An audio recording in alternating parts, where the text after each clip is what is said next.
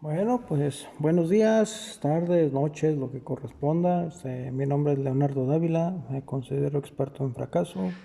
El 99% de mí puede fallar, pero el 1% de Dios me puede dar la victoria. Continuando con el punto de la integración del ser, vamos a ver la analogía del árbol. Esto lo encontré, recuerdo que lo encontré en algunos pasajes Vedas. Los Vedas o los textos Vedas son de la India, son originarios de la India y el budismo también. Era el príncipe Siddhartha Gautama, que en su momento, en su juventud, creo que antes del matrimonio, él salió se escapó del palacio y conoció lo que es la enfermedad, la muerte, el dolor, creo que la pobreza también. Y eso impactó su vida. Entonces él salió de allí para buscar la libertad del ser humano. Y llegó a un estado de conciencia que llaman iluminado. Entonces, dentro de estos textos, hay otros que hablan del karma, que hablan del dharma, que hablan de una guerra espiritual, que cuando una persona empieza a salir de esta esfera, de este patrón dimensional que tenemos, y empieza a escalar espiritualmente, corre el riesgo de toparse con estos seres, seres buenos o seres malos. Entonces, la analogía del árbol es un punto muy importante que ellos manejan. No sé por qué no me los he topado este tipo de videos en YouTube. Eh, o en algunos otros libros. Yo estuve un tiempo en la masonería y sin faltar a los juramentos. Veo un desarrollo en el ser humano que convierte a la masonería en una plataforma de desarrollo personal y espiritual grandioso, porque te topas con cada persona con un conocimiento muy amplio de muchos aspectos, tanto religiosos como políticos y sociales. Y en algunas ocasiones ellos tienen libros que te permiten, como ya dije en otras ocasiones, yo tengo un vicio por la lectura, entonces yo me iba de shopping a las bibliotecas. Bueno, dentro de los libros que algunas personas me permitieron, en unos de ellos hablaban de la masonería operativa y la masonería especulativa, cuando en el año 1700 y cacho en Inglaterra se da a conocer la masonería como una organización secreta y organizada que buscaba el perfeccionamiento de la humanidad y de la sociedad. Venía un desarrollo espiritual que marcaba mucho el comportamiento de estas personas. Entonces, se hace una separación en lo que es la masonería operativa y lo que es la masonería especulativa. Ahorita el desarrollo se encuentra más en la masonería especulativa. Pero en la masonería operativa yo llegué hasta el grado 18. No me acuerdo, creo que es Príncipe Rosacruz o algo así, no recuerdo bien, pero era el grado 18 en la masonería, en el ritual escocés antiguo y aceptado. Hay muchos tipos de rituales. Algunos rituales permiten el acceso a las mujeres, otros lo restringen. Bueno, volviendo a la masonería operativa. En estos textos mencionaban que el ser humano cuando ingresaba a la logia, al templo, se le tenía que capacitar. Y el primer grado era el grado de aprendiz y su enemigo era la ignorancia, porque creía que sabía, pero en realidad no sabía. O sea, se tenían que estudiar sistemas de economía, sistemas de política, de administración, mm, de aparatos burocráticos, de sistemas religiosos, para no ser instrumento de las demás personas, instrumento de los abusivos. Entonces, conforme la persona se va desarrollando en el primer grado de aprendiz, cuyo enemigo era la ignorancia, pasaba al grado de compañero. Era compañero tanto de un maestro como de un aprendiz. Y en el grado de compañero, el enemigo era el fanatismo, porque cuando empezaba a ver los errores en los sistemas, empezaba a ver los abusos, empezaba a despertar una conciencia de justicia que uno quería llevar a juicio a todos. O sea, vaya, es algo muy impresionante. Es algo muy impresionante el grado de compañero, porque encierra muchos muchos conflictos sociales, muchos conflictos personales. Y no se menciona el grado cuarto, el grado de, creo que es maestro secreto, maestro elegido, no recuerdo bien. Bueno, entonces, en el grado de aprendiz, el enemigo es la ignorancia. En el grado de compañero, el enemigo es el fanatismo. Entonces, conforme la persona va creciendo, va comprendiendo cómo se mueve la sociedad, cómo se mueve el ser humano, empieza a formar un criterio propio que lo lleva a la maestría. Entonces, en el grado de maestro, el enemigo es la ambición, porque la persona llega a tener tanto conocimiento, llega a tener tanto poder poder en el conocimiento que tiene y poder en la influencia, porque ya conoce un círculo mucho más amplio de maestros, ya puede pasar a otros capítulos superiores. Y lo más importante de este grado es que la persona genera una conciencia propia del ser. Esa conciencia propia del ser le puede dar el valor y los motivos para decir que sí cuando todos los demás digan que no, o decir no cuando todas las demás personas dicen que sí. O sea, tiene un poder de conocimiento, de convicción y de razonamiento tan grandes, que la persona puede estar en contra de todo el mundo y defender su postura, aunque todos los demás le juzguen mal. Puede tener el poder de decirle al señor presidente o al señor rey: sabe que usted está haciendo un magnífico trabajo en esto y en lo otro y en lo otro, pero en esto la está regando, y le voy a decir por qué. Ese es el grado del maestro. Entonces, los siguientes grados ya hablan más de niveles mentales, de cómo opera la mente en diferentes frecuencias. Ya habla de viajes astrales, ya habla de proyección al futuro, proyección al pasado. Entonces, les digo, yo nada más llegué hasta el grado 18, y dentro de la masonería especulativa, no dentro de la masonería operativa. La masonería operativa, sin querer, yo lo estaba manejando, pero por otros medios, por medio del desarrollo de la percepción extrasensorial y otras cosillas.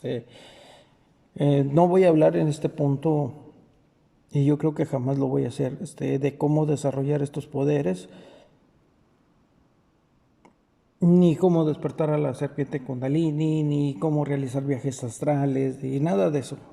Me voy a centrar únicamente en lo que corresponde al árbol. Pero les estoy dando una idea más o menos de dónde está surgiendo la información. Entonces, estas personas que tenían conciencia de la existencia del ser humano, de la trascendencia del alma, de la inmortalidad del alma, pues no tenían miedo a morir. Y nos topamos con que muchas personas que influyeron en nuestra vida y que murieron por sus ideales fueron masones. por citar algunos, bueno, a favor y en contra, estoy hablando de Benito Juárez, de Maximiliano, de Porfirio Díaz, de Miguel Hidalgo, de Francisco I. Madero, de Morelos, de Ignacio Allende, de José Martín. No recuerdo otros personajes. Casi todos los que participaron en la independencia de Estados Unidos fueron masones, los que redactaron la Constitución Política de los Estados Unidos Mexicanos, los que redactaron la Constitución Política de los Estados Unidos también. Bueno, total, estas personas sabían que el alma era eterna y no tenían miedo de arriesgar su vida por el bien de la comunidad.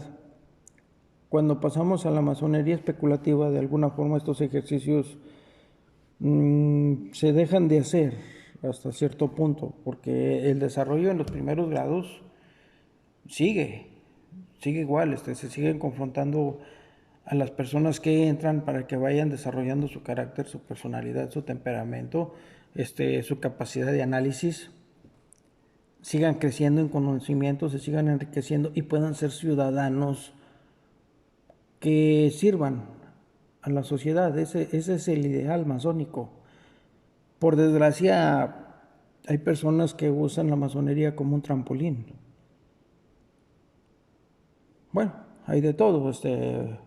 Simplemente bíblicamente podemos recordar a Judas, a Balaam, a Jezabel, a personas que tuvieron autoridad y la usaron con fines egoístas. Bueno, procedamos a lo que es el árbol.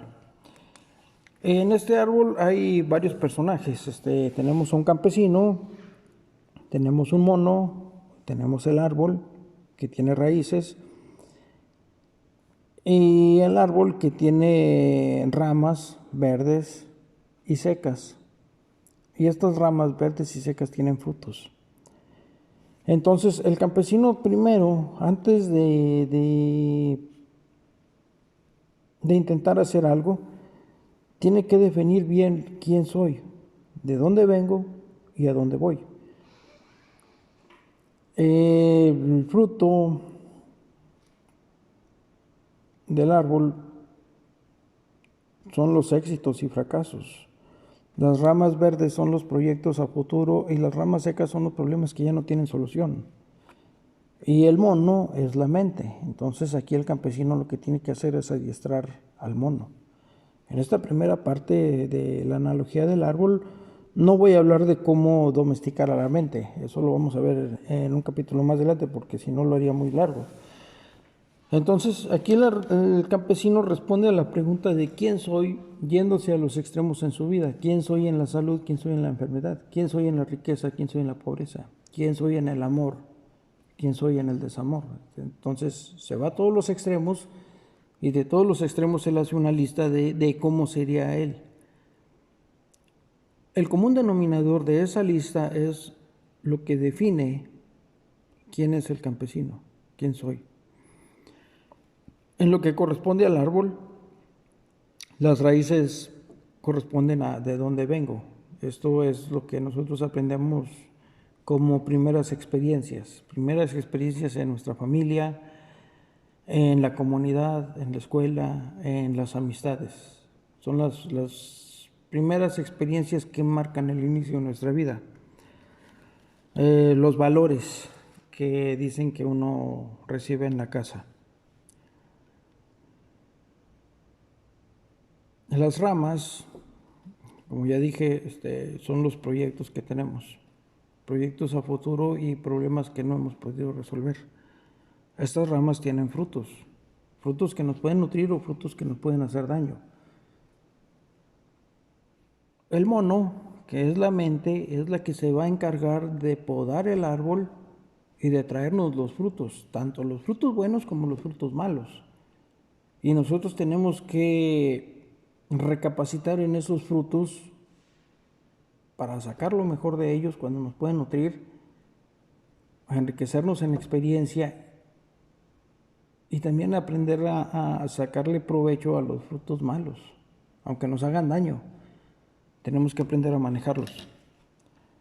Entonces, el campesino no tiene acceso al árbol, no puede tocar al árbol, pero sí puede amaestrar al mono para que el mono obedezca sus órdenes y modifique al árbol. El mono es el que se va a encargar de darle forma a las ramas verdes, se va a encargar de cortar las ramas secas, que son los problemas que no tienen solución, y se va a encargar de tomar los frutos y llevárselos al campesino. Entonces, el mono tendría que ser una copia de lo que el campesino es. Se tiene que separar lo que es el árbol, o sea, la vida que hemos tenido, con respecto a lo que nosotros somos y a lo que nosotros queremos ser. Entonces, esto es importante porque cuando empezamos a trabajar los procesos mentales, las frecuencias mentales, podemos recibir en algún momento una interferencia. Hay personas que dicen, no, es que Dios me habló y que dijo que yo hiciera esto, y es que escuché una voz que me dijo lo otro, y todo ese gorro. O sea, la ciencia médica puede decir, estás loco, estás esquizofrénico, no escuchas, o sea, estás fuera de onda. La mente es como un radiotransmisor, emite frecuencias. Entonces, cuando esas frecuencias se van modificando conscientemente, uno empieza a desarrollar la capacidad de recibir otras frecuencias. Es como una estación de radio a la que le vas regulando la frecuencia. FM, quiero esta estación, o vas seleccionando la otra frecuencia y agárrate otra estación de radio, o luego te vas a otra frecuencia y agarras otra estación de radio. Entonces aquí la mente se empieza a ser más sensible y la persona también se empieza a ser más sensible.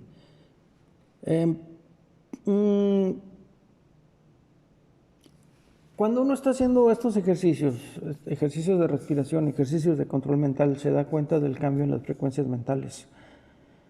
Tal vez van a pensar que me estoy saliendo un poquito del contexto y que ya me estoy desclochando, gacho, pero no. Cuando una persona fuma, tiene un estado mental normal, por así decirlo, antes de fumar. Cuando se expone a las toxinas del humo que entran a la sangre, que contaminan la sangre, y cuando estas toxinas llegan al cerebro, la persona siente el golpe, le di el golpe, no, este cigarrito está con madres, y todo ese gorro. Entonces le cambia la frecuencia mental debido a las toxinas.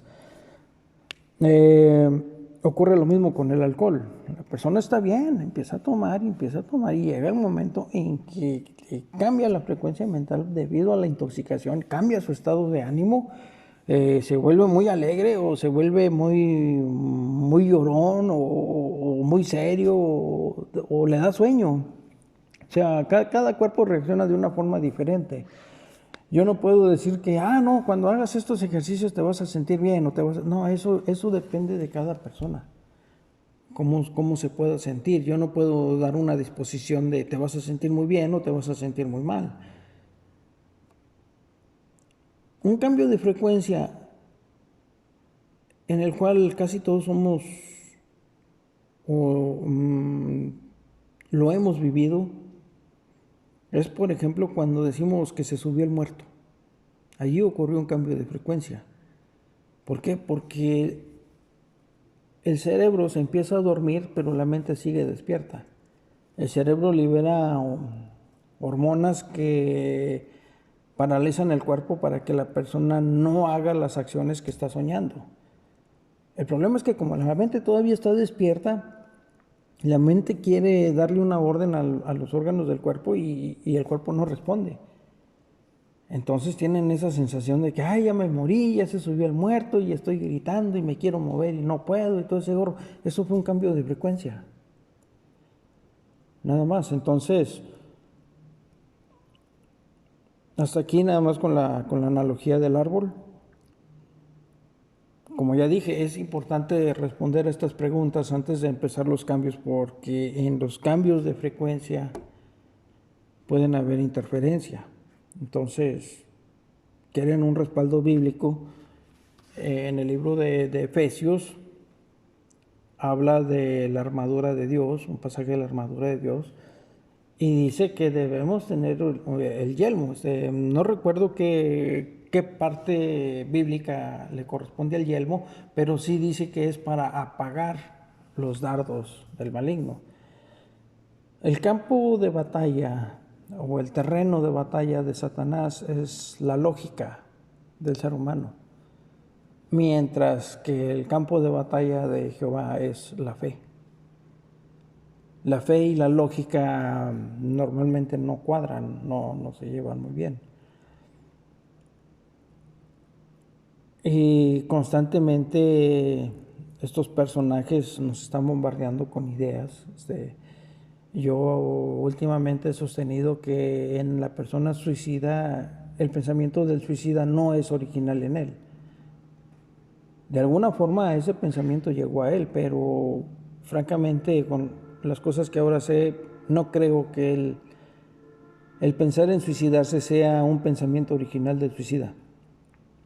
Yo creo que es más relacionado con la información que él está recibiendo, con la forma en que otras personas han solucionado problemas similares. Así es como yo lo estoy viendo ahora. Bueno, entonces, yo creo que en el video siguiente ya voy a hablar un poquito más, o mejor dicho, ya voy a aventar la carne al asador con relación a cómo modificar nuestra mente, cómo amaestrar al mono, para que el mono nos empiece a dar los frutos. No, antes de hablar de cómo empezar a controlar la mente, voy a hablar de los 4 grupos de personas, porque son personas que influyen mucho en nuestra vida. Entonces primero tenemos que definir bien quién soy, de dónde vengo y a dónde voy, de tal forma de que nosotros podamos aceptar o rechazar ideas de otras personas. Bueno, hasta aquí el video. Ya saben, manitas arriba o manitas abajo, si quieren compartir, qué bueno, si no, pues ni modo. Ya les dije, soy Leonardo Dávila, el 99% de mí puede fracasar, pero el 1% de Dios me puede dar la victoria. Bueno, hasta la próxima y aguanten la risa.